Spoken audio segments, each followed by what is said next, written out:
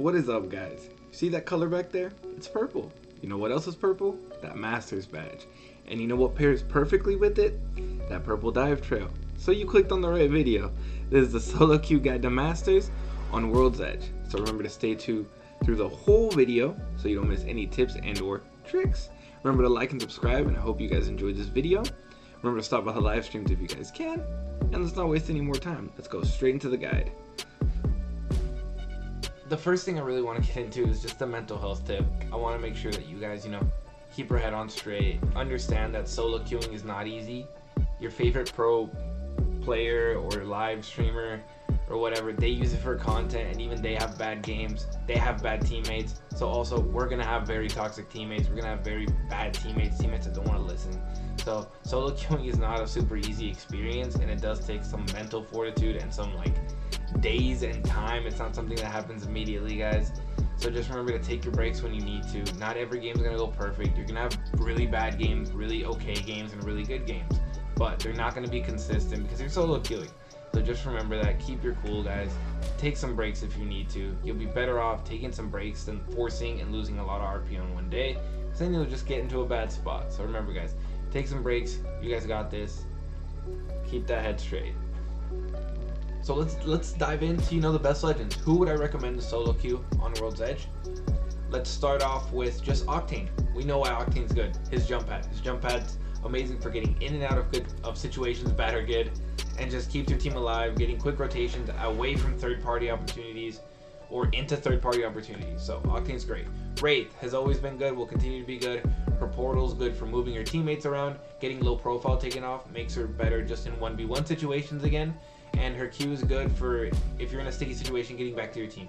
So Wraith is always going to be good for solo queuing, and she's tiny. Bloodhound. So Bloodhound might be a one that maybe people don't agree with me on this, but because Bloodhound got the assist for the scans taken off. But again, you're solo queuing. You don't have great communication maybe with your teammates. You guys might be just playing off of pure pings. So being able to give as much information to your teammates is as good as it gets. I believe the scan is still very strong. So being able to just constantly feed information to your teammates, also hitting beacons, but also the scans, and being able to pulse out and give information of where everyone is, allows the game sense of your teammates to start kicking in, So I think it's still very good for just keeping your team in sync of what's going on, in case they're just maybe not as good as knowing where people are, or you guys, it just helps with a silent communication. And my fourth one's going to be Valkyrie. Her ultimate is just very strong for repositioning. Any bad team that gets in a bad situation can get out if they have enough cover, Also, she's able to hit beacon. Her missiles do a little bit of stun damage, do a bit of damage, so they can just keep teams a little bit away from you. You can just output a little bit of damage to just, maintain your presence. And her jets are good for movement, If you can use it to move around up and down an area, she can get very confusing. So I think those are the best 4 legends I would recommend for solo queuing. Now let's dive into the meaty subject of how do I play as a solo on World's Edge in Season 9? What is the playstyle? So first, I'm going to recommend you try and land alone. If you watching this video are the jump master, you take control. Do not pass it off. Control your own destiny. Do your best to land alone, uncontested. World's Edge is the beautiful thing that it has so many POIs. It has the most POIs of any of the maps, so you can almost always land alone if you look hard enough, if you do your due diligence of looking out of the dropship. So my recommendation is always try and land alone. If you are a solo queuer, do your best to try to land alone. Do not contest. Do your best to not contest. If you have to contest because your teammates don't listen, then do your best to just win it out, do as much damage, take it upon yourself to lead the charge. But I would much rather you guys try and land as uncontested, get your loot, and then try and, third a fight early if you can. Get your teammates to maybe take a 3v3 early. You want to get your KP as early as possible. If you and your teammates can get at least, 2 KP early, and then just try and convince your teammates to chill out, don't take fights, and just try and get into the end zone. Try and get to the end zone, best spot, or whatever you can. Just survive, and then try and get your KP, the rest of your KP later. That's the playstyle that I believe and I've seen and I've played and I think works as consistently as you can, because it always allows you to at least get some RP and minimize losing consistently huge amounts. If at least your teammates are willing to listen to your pings, listen to your comms. If they're not even talking, they might just listen to you because you're actually making calls. You know, if they're mics, they might be talking, and at least you can talk about it a little bit. Even if you don't know each other, they might trust you because you have conviction and you seem to have a plan.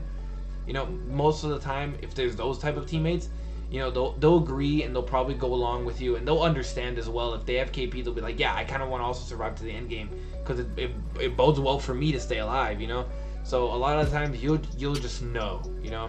So, but going along with that, and kind of how, because I already kind of mentioned it, is I want to get this phrase just tattooed in y'all's heads. So it's maximize your good games, minimize your bad games. So this means as a solo queuer, if you get 4 kills early, you do everything in the power of Apex to get as much RP out of that game as you can. If it means abandoning your teammates because they take a bad fight to go rat for more points, you do it. You be as selfish as you possibly can because it's your RP, it is your KP, and you have to milk it for that game. You have to get as much as you can out of that game.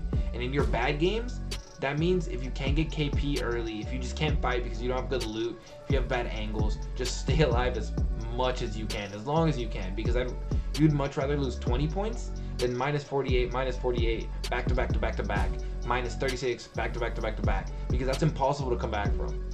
It's impossible. You will lose so much points, and you'll be mad because you cannot recover from losing max points every single game. You can't. You'll be down to 0 points again. So you have to minimize your bad games as much as possible. Those games where your teammates just don't listen are terrible.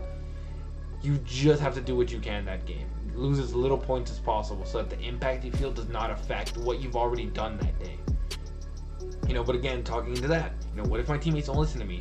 If they want to do their own thing, and if it's, you know, clearly a terrible situation that's gonna get you guys killed, just leave them. Don't be scared to leave them. It's your RP. You don't get bonus points for being a good teammate. You know, Apex doesn't reward you for being a good teammate, for going back to get banners, for doing whatever. They don't give anything. You know, it's just about your RP. It's about your performance. If they're in party chat, they're not listening at all, but like they're not making terrible decisions and they seem to have an idea, just follow their lead. Stay as close to them as possible, because you know, sometimes just being together makes just a huge difference in fights, and you can lead to good games even if you don't even talk. It's all about game sense and playing next to your teammates. So that's really all what I have to say about playstyle. So, you know, if you can, land alone, try and get early KP, and then just survive and see if you can win the game. If you have really bad teammates, just do everything in your power to maximize your game, guys. And just again, keep it cool, because this is where your teammates really start to bug you, right?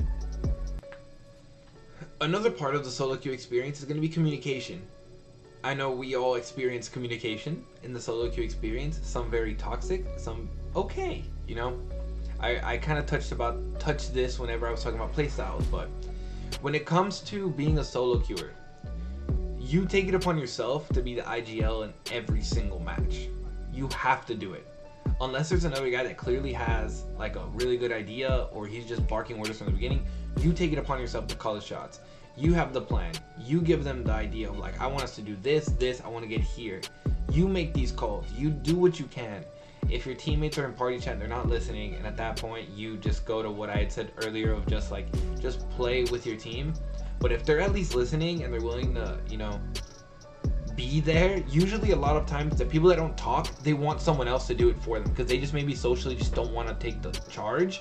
But they obviously still want to do good. So if you take that charge, a lot of times they will just follow you if you just seem to have an idea.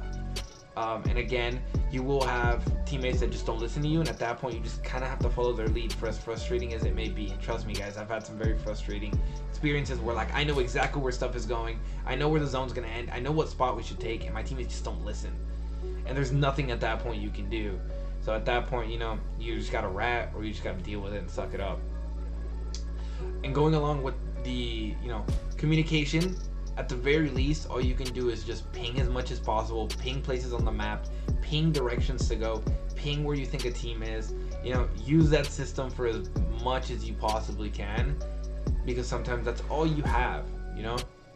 And harkening back to the mental health thing that I said at the beginning, you will get teammates that don't ever use their mic, but then the second they die because they made a terrible decision, or you decide I'm gonna go rat because there's 5 teams here and my teammates for some reason want to fight that, and you go rat to save your KP, to save your RP, save your game, they're gonna magically find their mic, right? They're gonna do the thing where they didn't have their mic their whole time, they didn't talk, they didn't do anything, but when they die, and they die because of their decision, they decide to magically find their mic and turn it on, and then, you know, they say all the bad words in the book.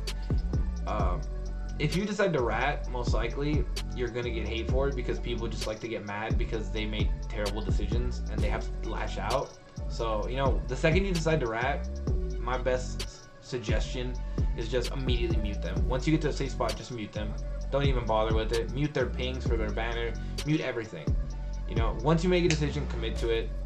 And for your communication, for your mental health, it's much better that you just ignore their communication once you decide to rat or do what's best for you. So again, try and talk as much as possible. Try and be the best leader you can be in every game, even if it's a rough situation. Just try and lead. A lot of times some people will listen to you. And if there's no communication within your team, just try and stay together, ping as much as you can, try and be as helpful as you can. And if the communication on their end is toxic, just mute them. Don't even bother with them, because, you know, you're better off without it, guys. And with that, I think we're going to wrap up the solo queue guide. I hope you guys enjoyed this. I hope you guys watched through the whole thing. Remember to like and subscribe. Comment down below what other suggestions you have for other solo queuers, any experiences that you have. Comment down below. That's what I'll leave you guys with. And remember, guys, keep it up. Keep your head on straight. Don't worry. And I hope to see you guys in Masters.